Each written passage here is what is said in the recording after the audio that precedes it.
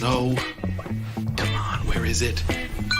Dave, it's your Idaho Central app here. Any chance you're missing a debit card?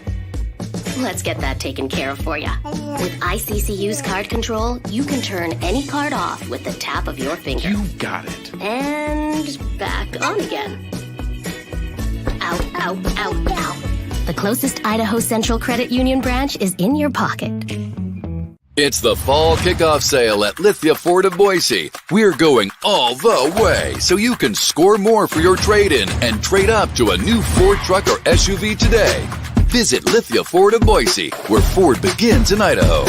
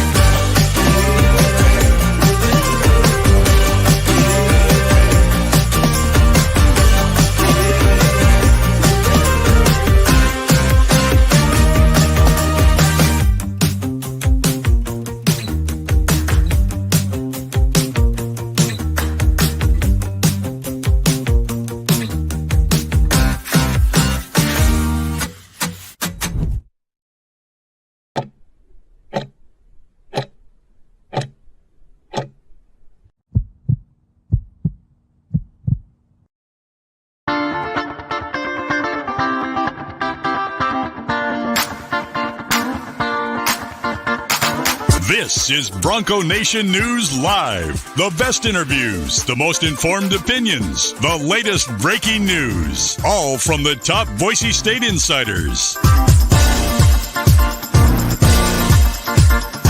Bronco Nation News Live from BroncoNationNews.com is presented by RowPaint.com, the official paint and coatings company of Boise State Athletics. All Bronco Nation news broadcasts come from the Western Collective Studios. Head down to Western Collective's locations in Garden City or downtown Boise to try some of their delicious beers, including the Horseshoe Golden Ale, the first beer to support an NIL collective. Now, here's four-time NSMA Idaho Sports Writer of the Year, BJ Rains, with another edition of Bronco Nation News Live. Yes, one final day on the island of Hawaii, getting a chance to head out on the boat last night with the family, enjoying one more evening in Honolulu, soaking in Boise State's win. I saw a lot of fans still celebrating and sticking around on Sunday, and a lot of folks heading back today to the real world. Mike Prater, where you are, back in Boise, but beautiful time over here on the islands the last couple of days. One final show, and we head back today to Boise. And Mike Prater joins me, KTIK 95.3, The Ticket. And Mike, it took me 5 days where the jet lag kept hitting me. I was waking up at 4 a.m. I could not sleep. I was having a really rough time. And then, of course, the one day I need to wake up at 4:30 for the show today, all of a sudden I'm on Hawaiian time and not ready to wake up. But here we are. It's 5:04 in the morning here in Hawaii. We're going to do this show at 9, and then family will head back to the airport here shortly and head back to Boise. Safe travels today. It's not quite paradise here in Boise, but it's a beautiful blue sky day, so it's not going to be too cold when you get back. The transition will be easy. Just safe travels to your family.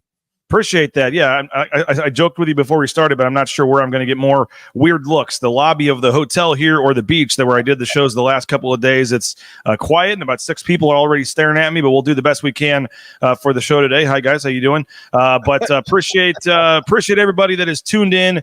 Sean S. says it is 5:04 p.m. in Denmark, where he is watching from. So we have a 12-hour time difference there on that. But a ton to get to, Mike, a ton to discuss. And I know for you, you guys did not have a post-game show with how late the game was on Saturday night. And so you said, I saw one of your tweets, for the first time in a long time, you were able to have a beverage and, quote-unquote, watch the game as a fan. It was weird. It was really, really, really, really weird. And I didn't like it. And but it was certainly a different perspective just to kind of do the social thing and just kind of watch. Now, I did keep my pen. I did keep my notebook. I was the only nerdy weirdo sitting around, walking around with my notebook and my pen and took some few notes and certainly dove into the game. It was a very, very entertaining game in the beginning. I got a little sleepy there toward the end, but a very important game. They checked a lot of boxes. This is one of those mental games for Boise State where you have to check a lot of boxes, and they did. Mission accomplished. So they got that stupid part of the schedule out of the way. A little bit of a break. Let's attack the second half of the season, BJ. Yeah, I was talking to my wife. She's like, man, I thought they were going to win by more or play better. I said, every game, every season, every special season, every championship season, every, dream season run has a game or two like this, where it's that one weird game where you just have to survive and advance, and it really doesn't have to look super pretty. You just can't avoid the loss that would just crush your dreams and hopes for the rest of the season. But if you're just grind it out, find a way to win, no matter how ugly it looks, and you'll look back at the end of the season and nobody will really care what the score was. You just won the game. And I felt like maybe this was that game for Boise State, only up 13-7, early in the fourth quarter, a lot of penalties, just some uncharacteristic mistakes from this team. It just didn't look pretty. But in the end, I know they pulled away and win by 21, but I still think they kind of grinded that out, just kind of did what they had to do, got it done, a couple late, fourth quarter touchdowns there to put it away. But overall, it wasn't super pretty, but it didn't need to be. You got the win, you got off the island, you got back home safely, and you move on to the next one. You know what my favorite part of this, and I'm kind of guessing, but my favorite part of this entire trip, that Boise State football game, was Ashton Jeanty had a miserable flight home. And I say that because he had to have been sore and bruised and beat up, because dude has been skating on beautifully. And all of a sudden now he's got to work for it and grind for it and hit and grind and actually be a running back that just doesn't, run for 75 yards on one play and then goes and sits down. This dude had to work and grind, and it was so pretty to see him be able to do that. That's going to help him a lot down the road, is to have that ugly, physical, bruised, beat-up football game. I guarantee you he felt it after that game for the first time this season, and I think that's a good evolution in the step of Ashton Jeanty. Skylar is asking if I'm in my hotel room. No, if you missed the start of the show, I'm in the lobby of the hotel, so we're having fun here as we get set to head to the airport right after. James asking about the video I posted last night from the boat with my kids. Which one is that? It was a catamaran ride done through I don't remember the company name, but the Outrigger Hotel right there on the beach had a little catamaran place inside of it. And I guess it's the Sunday afternoon when Mike Prater wasn't the most I guess you could say desirable, because there was only about 15 people on the boat. So my kids got to drive, and we're having fun, hanging out. It was a great Sunday yesterday, hanging out with the family. Went to the famous Duke's restaurant right down there on the beach, and they told us to be a 2-hour wait, and somehow some guy saw us, said, hey, we're getting up, take our table. We snuck right in and got a table, and so it was just a perfect Sunday.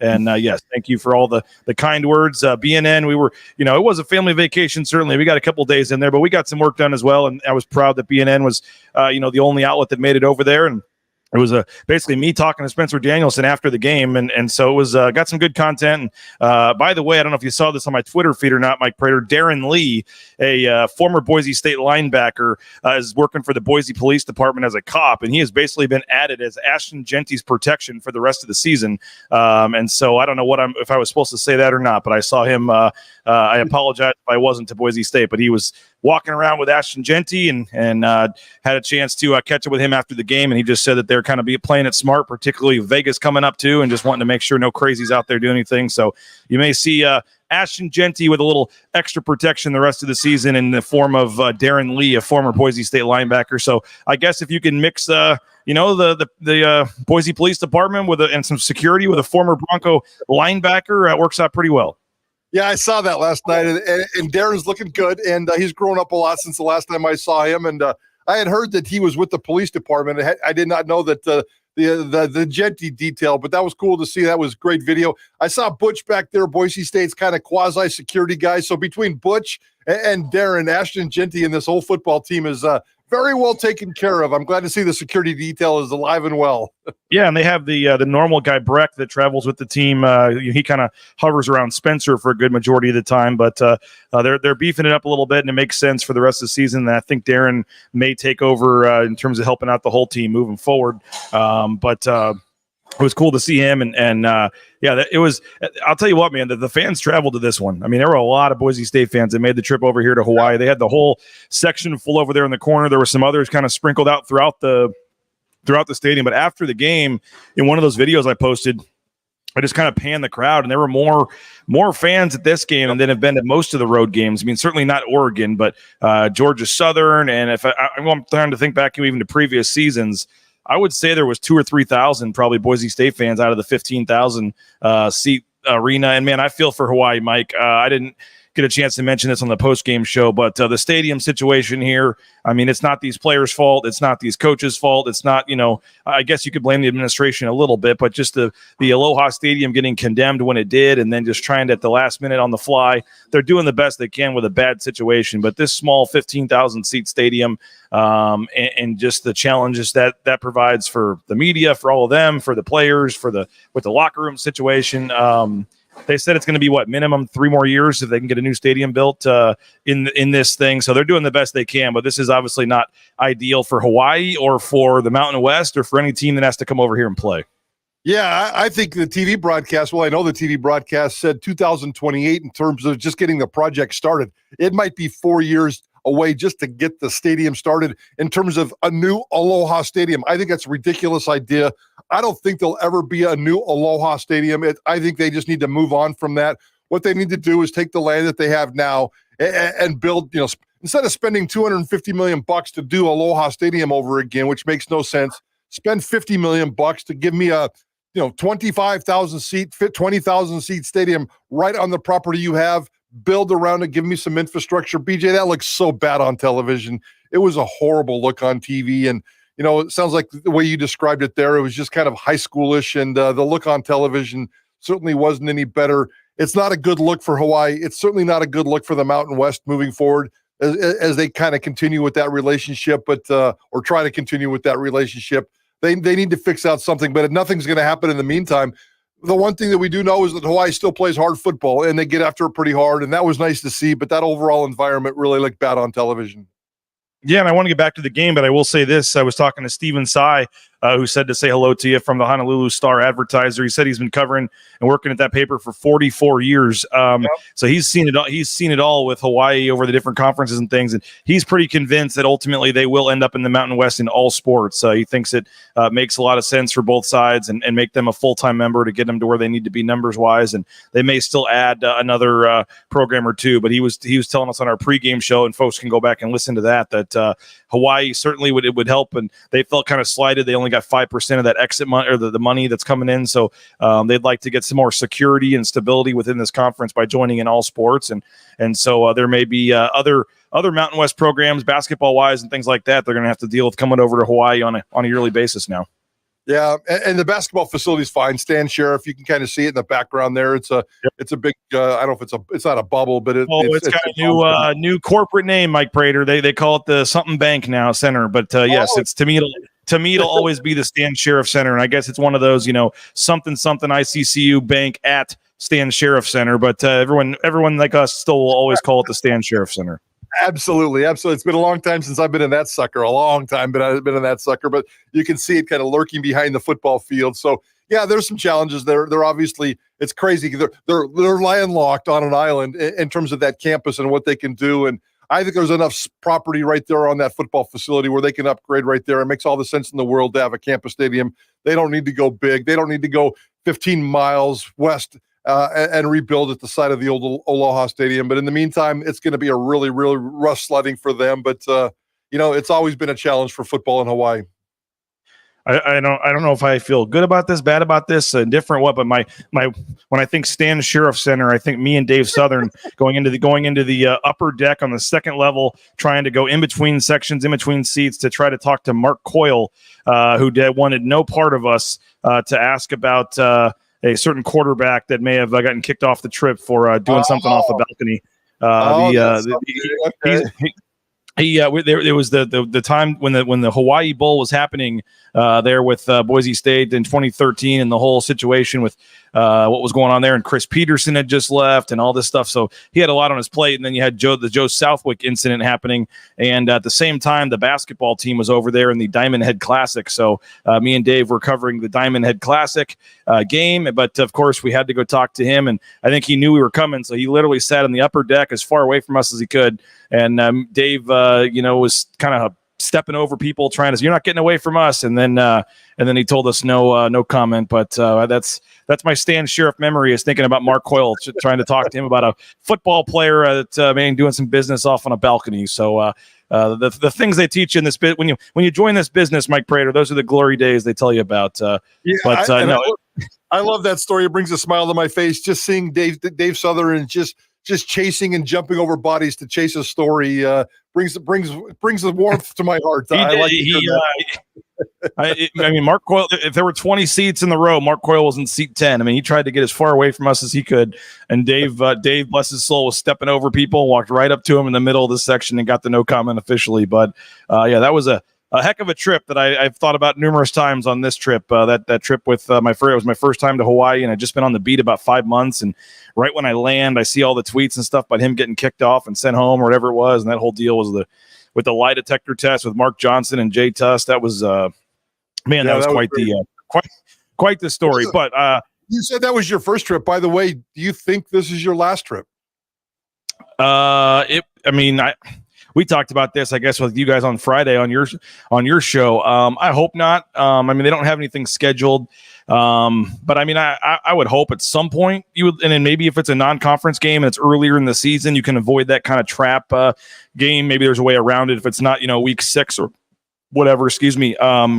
But not anytime soon, probably. It's. I do know that the basketball team is trying very hard to get in the Maui Invitational, which is a very prestigious basketball tournament, probably the most prestigious one there is. And there's 7 teams of the 8 announced for 2026 right now. They're waiting for one. They're looking for one more team. I know next couple of years, I know that's been a huge goal of Boise State's as their program continues to rise, is to try to get into the Maui Invitational. So maybe basketball wise, they can sneak in one of the islands over here. But yeah, football wise. Probably not. You're probably not, just because it's not scheduled, obviously, which is disappointing.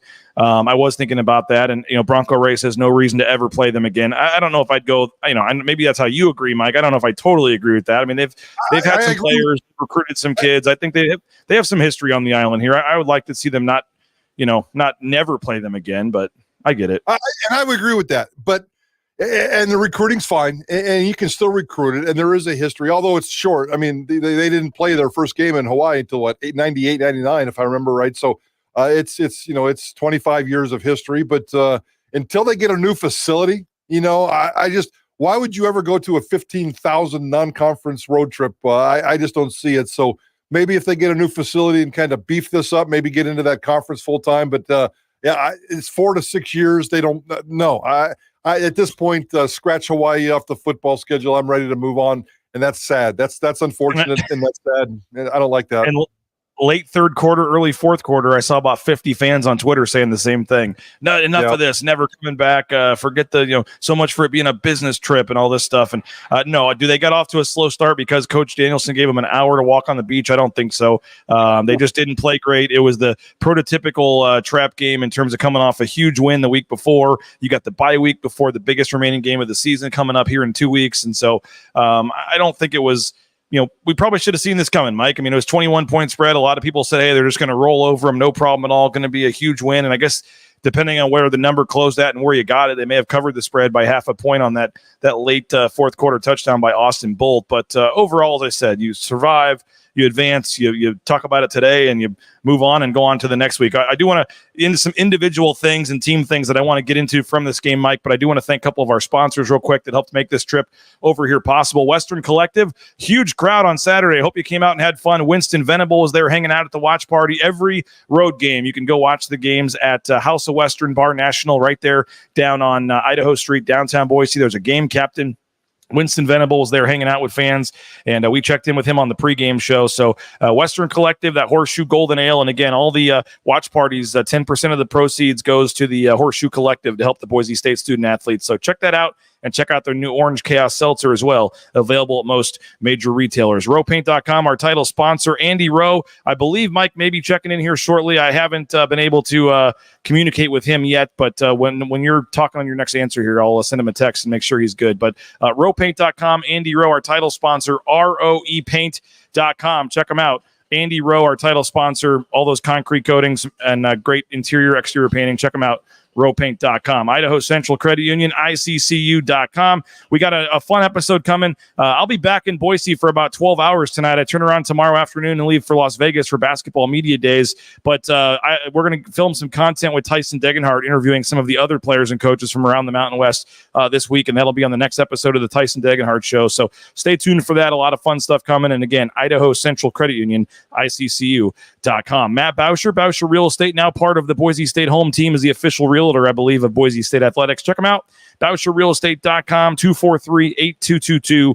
Number one ranked realtor in the Treasure Valley. For a reason is Matt Bauscher and Bauscher Real Estate. Ridley's Family Markets. I saw Kelly and Mark Ridley over here in Hawaii for the game yesterday. ShopRidleys.com. Check them out. Ridley's Family Markets. They got 13 locations in the state of Idaho, the surrounding states. Ridley's Family Markets. Again, download that Skip app. Get savings up to 40% off at the checkout line at ShopRidleys.com. Snake River Pool and Spa, patio and game. TheSpaTeam.com. Again, if you're looking for a pool table for the game room, a sauna, or yes, those hot spring spas, they've got you covered. TheSpaTeam.com. Locations in Twin Falls, Boise, Meridian, Nampa. Been around since 1978. They're part of the Boise State home team. Make sure you check them out at TheSpaTeam.com. All right, Mike, Ashton Jeanty did it again. Had to have a heavier workload in this game, partially because of his backups both being out. Breezy Dubar out again in this game. And then obviously Sire Gaines. I don't think we're going to see him for a while here. People keep asking about Sire Gaines. I would stop asking about Sire Gaines. You're wasting your time. If he plays this season, it's going to be at the end of the season. I don't think Sire Gaines is close, Mike Prater, in my opinion, to playing. I don't think that should be breaking news. He's still filming himself on Instagram, in a huge boot with a scooter. I just don't think he is close to playing right now. And now Breezy Dubar can't stay on the field. He's back for one game and he's out. So you had Dylan Riley, you had Tyler Crow, but certainly 31 carries, probably not what they expected going into this one for Ashton Jeanty, but they needed all 31 of them. And he, add in the 3 receptions, he goes over 230 total yards, 2 touchdowns. And, in the past, he put up his numbers, but they still won some of these games, where I don't want to say without him, but it wasn't where they necessarily needed every one of his yards. In this game, Mike Prater, they needed every single one of his yards to help them win this game. It was perfect. It was absolutely perfect. And by the way, one quick thing on Sire Gaines, and I did some sniffing around on that last week and over the weekend as well. I've been told, based on some people associated with Boise State, that he's done for the season. And we'll see how that plays out. Maybe there's a small chance for a bowl game, depending on how late it is and the timing of it all. But you're right. I would not count on Sire Gaines anytime ever for the rest of this regular season. It was a pretty significant leg injury, ankle injury, and I think he's done at least for the regular season and probably for the entire year. As for Ashton Jeanty, that had to happen. You had to have a game like that. And I joked as we started the show that my favorite part of this game was Ashton Jeanty being miserable on the plane flight home because his body was beaten up and sore. And he had to work and earn and grind for every yard he got. And it was really cool to see because that Ashton Jeanty is going to have to play a couple of games like that. As beautiful of a runner as he is and as wonderful of a season he's having, you can't just rely on 75-yard, one-play touchdowns and then go sit on the bench and do your thing. He's going to have to gut and grind his way out. And he knows this. Spencer Danielson knows this. And it happened in Hawaii, which is traditionally a tough defense. They're going to get after it. They're physical. And the road trip over there does take a toll on your body. So Ashton Jeanty got beat up. That's a great headline. That's a good headline for Boise State moving forward. Now he gets a rest for a week on a bye week and then go out and attack the second half of the season. I thought the timing and then the way he produced, still grinding out those 200 yards, a couple of long touchdowns, a couple of nice highlight plays. It was a perfect night for Ashton Jeanty, if you ask me. And you know what? The people that are saying, hey, he had the 13 carries and they got him out there at halftime of the Utah State game. I mean, that's the guys, people arguing for that to get him out of there. That's why you did it. You did it for this game right here, so that you could have him ready to go for 31 carries when you need him. Yeah, but you know what? You saw it too. We all saw it, and it just drives me crazy about Twitter. So many people complaining that he got too many carries. We can't continue. We can't continue this on. Ashton Jeanty, it's abuse, giving him 31 carries. Please say that wasn't true. I didn't see any of that. It was multiple places, BJ, multiple places, and people complaining that he got too many carries and we were beating up Ashton Jeanty. And I was, oh my gosh. So yeah, relax, people. There's going to be some games where he gets 13 carries, and there's going to be plenty of games where he's going to get 30 plus carries, and that's okay. 30 plus carries in the college football is perfectly fine. Alexander Madison was getting 40-plus carries on a regular basis. Ashton Jeanty will be just fine with 30-plus carries. I hope I see it a couple more times. Yeah, and I hate to say it. I mean, there was people I remember with Madison saying, and Ajayi too, just saying Boise State was running him into the ground or whatever. And I'm not saying you have to go to those extremes, but like, I hate to say it, but like, you're Spencer Danielson, you're Dirk Cutter. Like, yes, you care about his NFL future, but like, you also care about winning the games and winning this season. Like, you're not necessarily, maybe it's like in the fifth thought in the back of your mind, but you're not necessarily saying, oh, we don't want to hurt his NFL stock by having his tread be too gone on his tires. Like, no, you're trying to do whatever it takes to win right now, win the conference, get to the CFP. And if that means 13 carries one game, great. If that means 33 carries one game, like, I don't think the coaching staff can really worry about too many carries unless they think it's going to, injure him in this game, whatever. But if you're trying to think about NFL future or whatever else for Ashton Jeanty, I don't think that can be a concern in game for this coaching staff. No, I would agree. And they did exactly what they had to do for Hawaii. And it's good for Ashton Jeanty to have that. So it's very, very good to have it. So I thought it was a great weekend for Ashton Jeanty. And he checked every box that he was needed to check. And Dirk Cutter called a great game. And they grinded it and got it out. And there's no sense of frustration losing or winning 28-7 at Hawaii. Get the victory and get out of town, and mission accomplished for Boise State. Bronco Racing somebody here asking about Alien Space asking about Chris Marshall. He'll be back for UNLV. He was back against Hawaii. He didn't really have. I don't think he had any targets, but he was out there probably. I want to say 10 snaps or so. I saw him out there.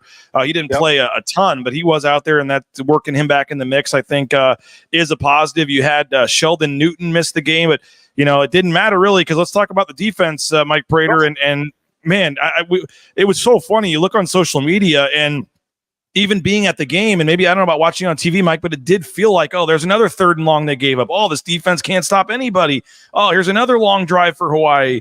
And you look and there's just angst with the defense. And man, they can't get a 3rd down stop. Oh, it's 3rd and 9. We know what's going to happen here. It's going to be an easy conversion. I mean, I felt like I was watching a Kansas game again. But it was so weird because just on social media, I think that it was 80% of people just so unhappy with the secondary, so unhappy with the defense. Then you get to one point in like the third, late in the third quarter, early fourth quarter, and you're like, they got 7 points and they got 200 and something yards of offense, and so it was just a very odd game for me, and based on what you thought you were seeing, what fans thought they were seeing, the feeling versus the final stats. Because you look at the final stats and what this defense did, holding Hawaii to 279 yards of offense, only 15 rushing yards in the game for Hawaii. They passed for 264 yards. Now again, Hawaii did have 11 penalties, which certainly helped Boise State, especially in some key spots. There was a 4th down where Hawaii was going to go for it, I think, when it was 13-7, and then they had a false start or something and had to end up punting, which was a huge part in the game. Boise State had their share of penalties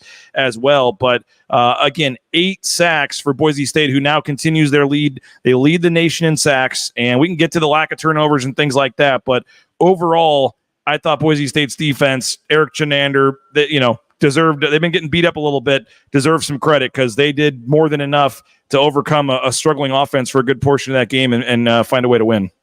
Especially with Sheldon Newton out, I thought Boise State's defensive line, and I almost said their entire front, including the linebackers, and they played well as well, but the defensive line, the guys across the front, unbelievable. It may have been one of the most impressive performances I've ever seen out of a defensive line, and I'm being serious. I really thought it was historically dominant in terms of stopping the run, getting after the quarterback, just putting up this brilliant wall, and Hassanin and Feely and Virgin Morgan. I mean, that guy was on fire on Saturday night. The defensive line was brilliant, and they did a great job, and it was really, really smart. I think the back half is still soft. They're still giving up a lot of plays. I think Hawaii had 7 different receivers with double-digit in terms of the longest reception of the night, so they're still giving up a lot of big plays on the back end, but it's a bend but don't break back end of this defense. The front half of this defense is so stinking dominant. And when they get Sheldon Newton back and they can plug him in there and do some of the things that they've been doing, I was very impressed with the defensive line on Saturday night. I'm going to take credit for this, Mike Prater, because at halftime, the second half's getting ready to start, and there was a long line for the restroom up there on the media level, and I let Eric Chenander cut in front of me to use the restroom so he could make it back in there for the first drive of the third quarter. So that defensive effort would not have happened if Eric Chenander couldn't use the facilities, and I let him cut in front of about 5 people there to go ahead and be the next one up. So I'm going to take some credit for that. That's funny, which is really kind of funny because the game before at Alberta Stadium, I remember at halftime I was in the bathroom standing in my stall doing my thing, and here comes Eric Chenander standing in the stall right next to me. So he must have a habit of hitting the stall before he goes back in for the second half. But you know what? I think we probably all do. Those guys, I guess they sit as Dirk Cutter eats his popcorn all game, and Eric Chenander must drink plenty of water up there in the press box, I guess. But we're going to get to. I think we do have our special guest Andy Rowe. We'll get to him in just a second. But I do want to make sure I get a couple more plugs in here for some of our great sponsors. And don't forget Saturday, you can meet some of the defensive players: Andrew Simpson, Ahmed Hassanin, Matt Lauder, and our man Jonah Dalmas. Saturday, 11-2. Hope to see you Saturday. Lithia Ford of Boise. You can meet these guys. They're taking pictures, sign autographs. No strings attached. Would love for you to come try out, test drive a vehicle. You don't have to though. So come meet these guys. Bring the family Saturday, 11-2 over at Lithia Ford Boise. Our friends at Taco Bell, check them out as well. TacoBellWorks.com, the SOM Management Group, the Nicolason family doing great work. And I saw the owner stand there with his family last week. So the food's good if the owner's eating there. Check it out. Taco Bell, TacoBellWorks.com. Transportation compliance service. If you're looking for a job, how about the trucking industry? TransCompService.com will help you every step of the way. The permit, DOT, everything you got going on there. So check them out. It's a local company. They're helping folks all over the world. Transportation compliance service. The Blue and Orange Store, we appreciate them. Our Monday sponsor here, the blueandorangestore.com, Travis Hawks and Company. They got some great deals going on right now. That clearance rack at the front of the store. Check them out, the blueandorangestore.com. And I know, Mike Prater, we saw the Travis Hawks eye emojis a couple days ago. So there's some news coming, I think, on the fundraising front. But the Blue and Orange Store, the blueandorangestore.com. Check them out online or right there on the Boise Town Square Mall, the second floor next to Pro Image. It is Monday, Mike, and Ahmed Hassanin got his sack. So once again today, go get your coffee or your soda at Jackson's for 91 cents. 91-cent coffee or fountain drink at Jackson's. Just use your Let's Go rewards, and it's 91 cents for your coffee and fountain drink there at Jackson's. And speaking of food, don't forget about Lean Feast, 10,000 plus combinations. Check them out, leanfeastmeridian.com, leanfeastmeridian.com, 10,000 plus combinations. And Mike trying to shed off some of these pounds from travel, and Lean Feast is I'll be dialing that back up as soon as I get back to town. So love Lean Feast. Appreciate Dave and everybody over there, and make sure you check them out. All right, I think we have our man Andy Rowe, who is going to try to join us here. There he is. Andy, we never bad communicating, show hosting, not taking care of our title sponsor here to confirm that you were going to be available or not. And you were at a conference in Connecticut, I believe, and you weren't even sure you're going to have time to jump on, but here you are. So how you doing? Here I am. And don't feel bad, BJ. I know you were busy drinking Mai Tais and taking ocean cruises, and really happy to see you enjoying Hawaii. That looked awesome. Looked like your family was enjoying it too. Yeah, I'm going to be needing to add a 0 to that next deal next year, Mr. Rowe. So, yeah, no, no problem. As long as you're not afraid of small planes, we should be just fine. I might have to take you to some of these locations myself, but we'll get you there. That may be what ends our sponsorship deal. There's no chance I'm getting in your plane. No chance. Smart man.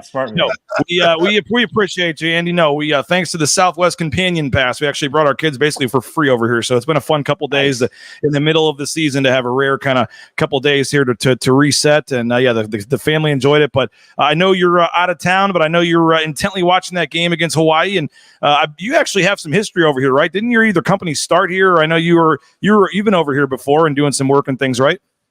Yeah, actually, I was going to say, did you see any big yellow fire engines? That's what I used to drive. So row painting started on the North Shore of Kauai and the island of Oahu as well. And I was a firefighter, so I was doing it all back in those days, and painting in flip-flops. We had a little different company uniform when I lived there, but yeah, it was good to see some of those familiar, pieces of Hawaii there. Except for no Aloha Stadium. Playing football in a high school complex is just boggles my mind. But It was, we were talking about that earlier. It was very disappointing to see that. And I feel for the people here because I know it's not the players and coaches' fault, but they're kind of stuck with a crappy situation here moving forward for the next couple of years with what they got. But we were talking about the defense, Andy, and you brought your stats last week in terms of your graphic, in terms of where this defense is at. And I know that the turnovers still weren't there in this game. They had one that I think was changed on a review. They're having some bad luck right now with that. But overall, I mean, got to give it. I mean, again, some of the stats aren't pretty, but the one stat that matters, 7 points they gave up to Hawaii. I thought the defense really stepped up in that game.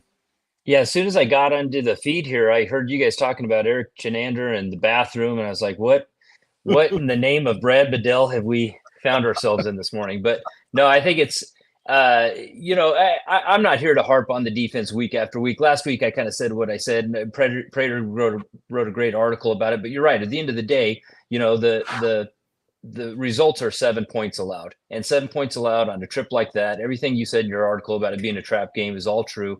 I got to catch up with a buddy of mine back here. He lives up in Portland, Maine, so he drove down yesterday, met me in Boston. We went to the Pats game, so that was pretty cool to see.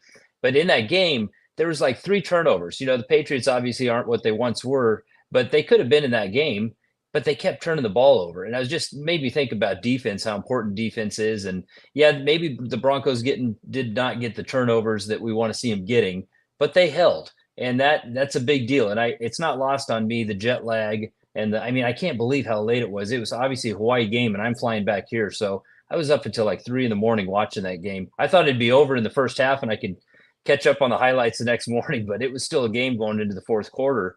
And, I think that the thing Spencer said that really impressed me was, we built a team for the fourth quarter. And that's important. And I think that's one of those things. If you were to go all the way back and look at the game that we don't speak of in 2010 against Nevada, did that have something to do with it? Because we had dominated teams and we had owned teams, and they're coming out of halftime. They're a half away from going to the Rose Bowl, and somehow, Nevada comes back in that game. I don't know. I'm not trying to imply that, but at the end of the day, I think it's good to see these teams tested if you think that they're going to make a run into the postseason.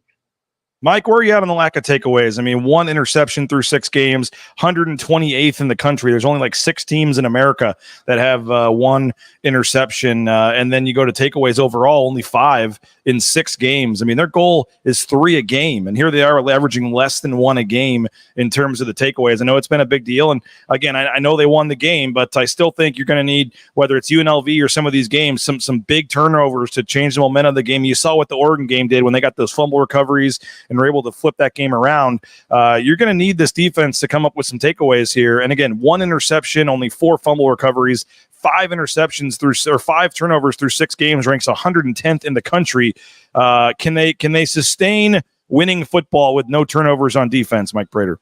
Well, they can sustain it, but can they get burned by 1 game? Absolutely they can. And the back half of this defense and the lack of interceptions just boggles my mind. And I'm kind of done. I'm kind of like where Andy is. I'm kind of done beating them up. I said what I had to say last weekend, and the 4 cornerbacks, and they play 4 primary cornerbacks. And even though Devon Banks was pretty active in the game on Saturday night in terms of creating turnovers and making plays that are necessary to change the games, the 4 cornerbacks aren't getting the job done. We're pushing about 300 pass attempts now, maybe somewhere between 280, 295. I didn't do the math this morning, but pushing 300 pass attempts without any of the cornerbacks getting an interception.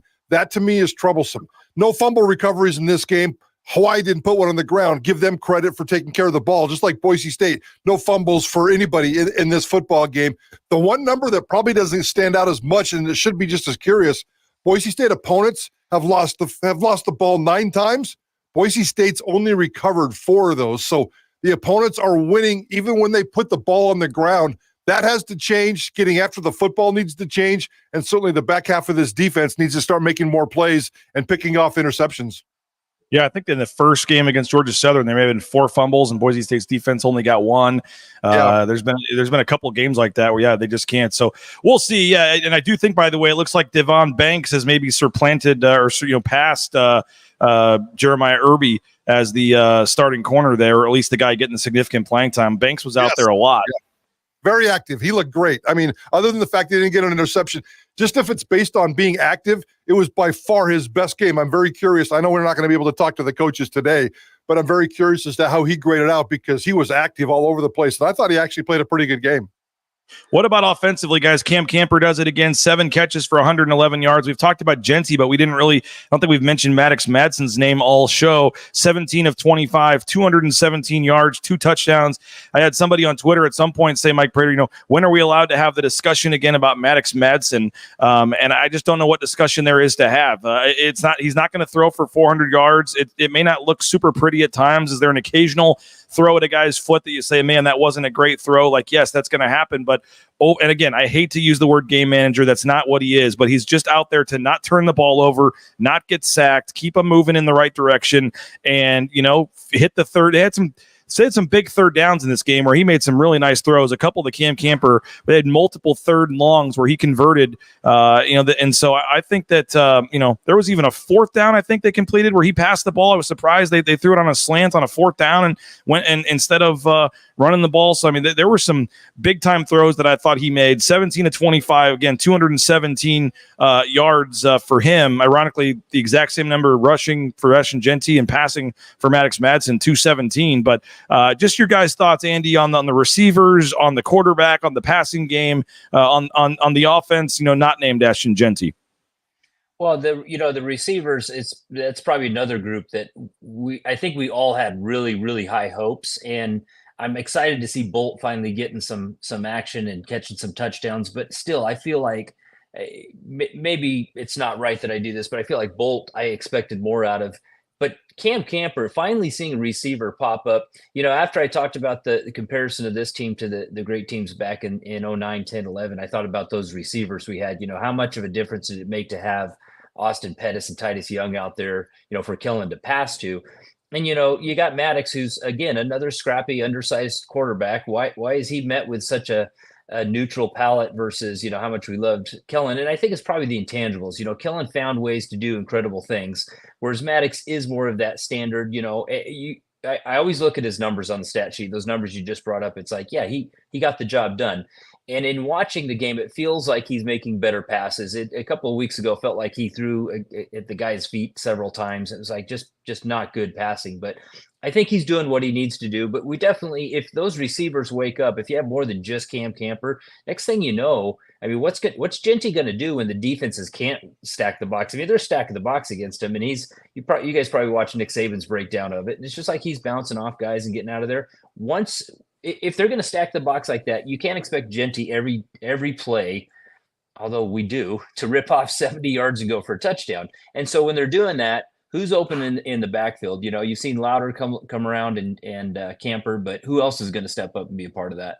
By the way, Andy, hold on a second, Mike, before I got to jump in here. But by the way, I want some residuals on that for BNN because Brad Bedell did 2 weeks of breakdown of Ashton Genty film and basically did the exact same thing that Nick Saban did on game day. So I want some I'm not sure I'm as good as Reese Davis asking the questions, but I thought Brad Bedell's breakdowns the last couple of weeks were just as good as Nick Saban there. So I'm glad we could provide content ideas for College Game Day.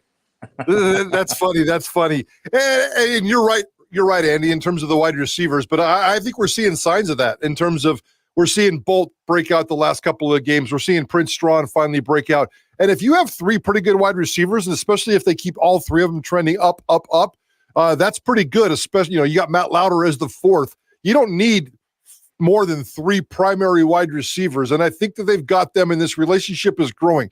Maddox Madsen, the last 2 games, guys, has been, and I know you didn't say this, BJ, and other people have, but he's been well beyond a game manager the last 2 games. He's completed 76 of his passes, and that's 50 passes, 30. He's 38 of 50, 76%, 473 yards, which isn't a paltry number. That's a pretty good number. 5 touchdowns, 0 interceptions. The last 2 games, Maddox Madsen has been one of the top 3rd quarterbacks in all of college football, just based on the stats. And I think the trend is going to go up. And I think guys like Bolt, I think guys like Strawn, and I think guys like Louder and Camper can continue to help. Now, would it be better if Marshall or another one of these wide receivers started playing more? Yeah, consistently. I don't think that's going to happen because I think they got their consistent core. But could they get a big game out of Marshall here, a big game out of another wide receiver there? Just kind of a one-off type of a deal. So I'm really encouraged by this pass game. And I think you talked about the 4th down. It was 4th and short, and they passed it. I think that happened twice, if I remember right. And I think they converted it both times. And I think that Dirk Cutter is saying, if it's 4th and 6 or 4th and 4, I don't have to give it to Ashton Genty. I can trust my quarterback in a really smart situation and to convert on 4th down. And I think that happened twice on Saturday night. Yeah, one of them was like a 4th and 1 or 4th and 2, though, where you just assume they would give it to Genty, and they decided to throw a little quick slant and got the conversion.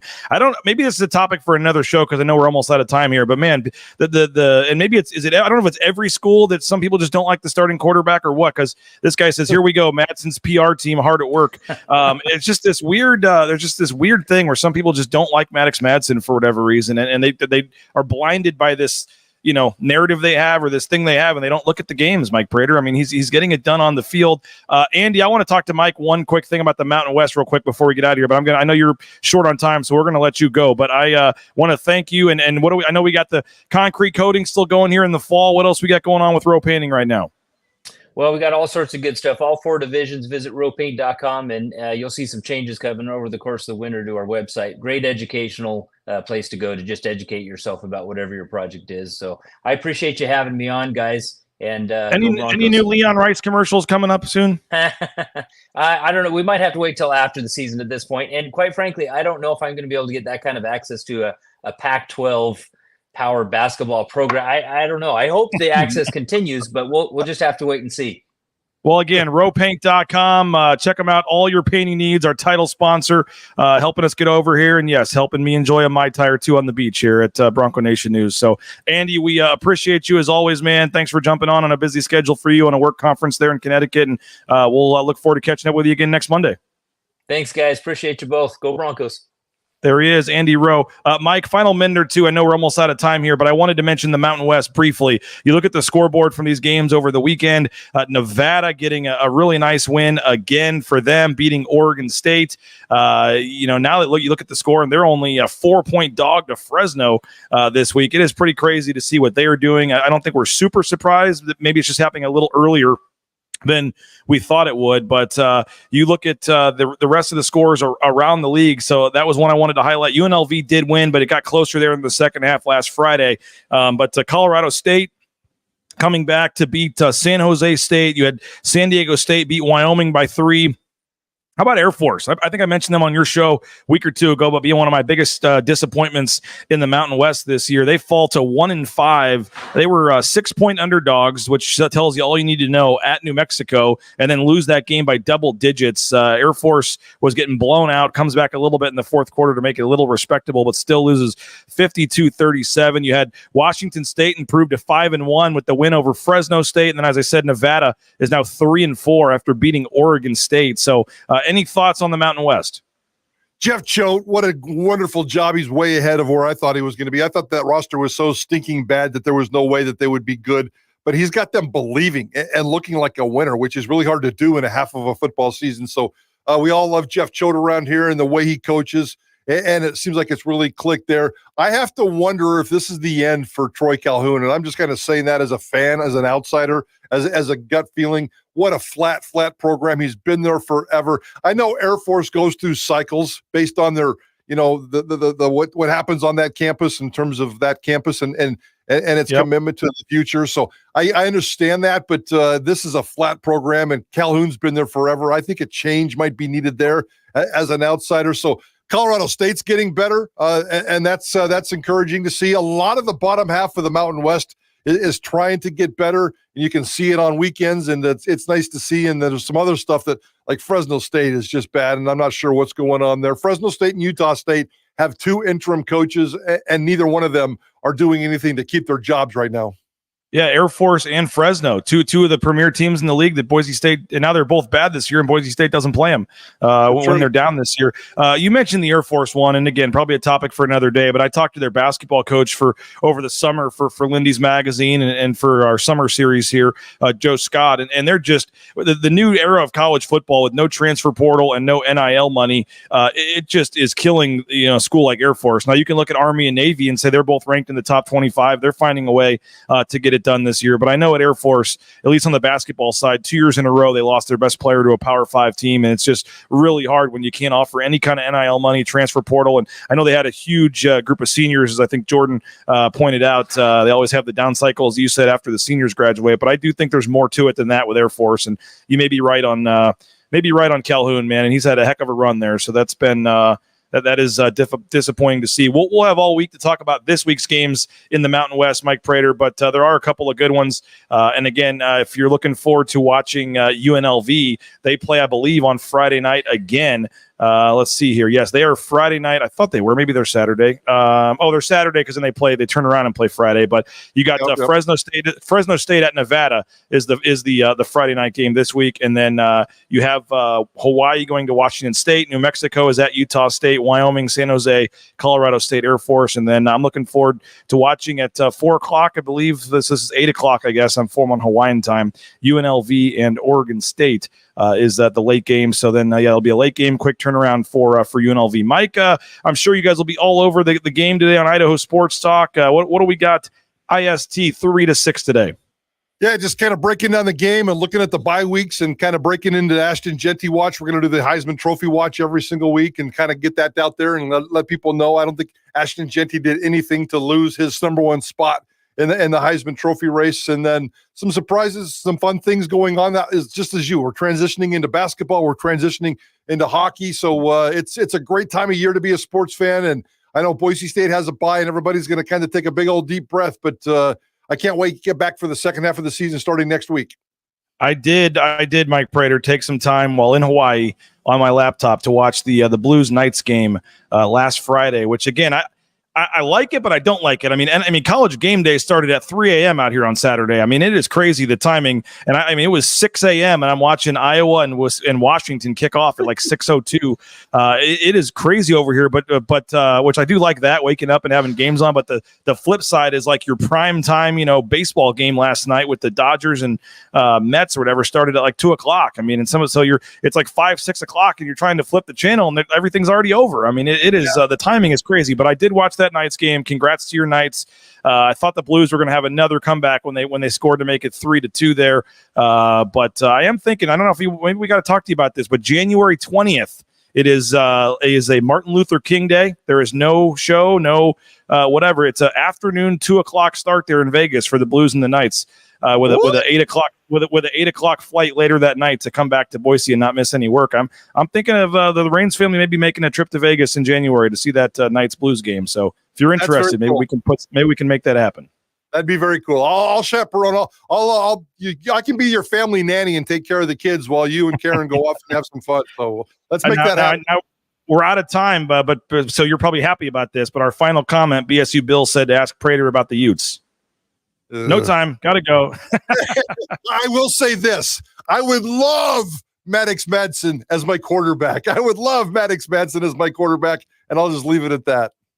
Patsy and Peter Olson, they reached out to me. They came over here on a whim because me and Johnny were talking about it last week. How about me and Johnny were talking about coming to Hawaii, and I guess their son works for Delta or one of the airlines. They decided at the last minute, we're going, and they credited John Mallory as the reason they just randomly got on a flight and flew to Hawaii at the last minute for the game. So we'll take credit for that. Hope you guys enjoyed it. Thank you for reaching out. Thank you for your subscription, guys. Thanks to JP for getting us on. Thanks to all you guys for watching. The Raines family is going to make our way back to Boise, and then right away tomorrow afternoon, BNN heading to Las Vegas. We'll have full coverage Wednesday and Thursday from Mountain West Basketball Media Days. Again, Thursday morning, we'll have 4 straight hours visiting with every coach live. And at 11:40 Pacific time, 12:40 Mountain time on Thursday, Leon Rice, Mark Few together in a live interview on BNN. Leon Rice, Mark Few talking about being in the same conference now, and really looking forward to catching up with Leon and Mark Few at 12:40 on Thursday. So thank you guys. Appreciate it. Mike, thanks to you. Thanks to JP. And again, 3:00, make sure you're listening today. Idaho Sports Talk, Mike Prater, John Mallory, Bob Beeler, the whole gang, as they give you 3 hours of breakdown from the weekend and that Boise State Hawaii game. So plenty of coverage all week at BNN. Make sure you're listening to KTIK, and appreciate you guys. Have a great rest of your day. Thanks to Andy Rowe for jumping on, our title sponsor. All of our great sponsors, go support them if you can. And we'll talk to you later. Bronco Nation News Live here at BroncoNationNews.com.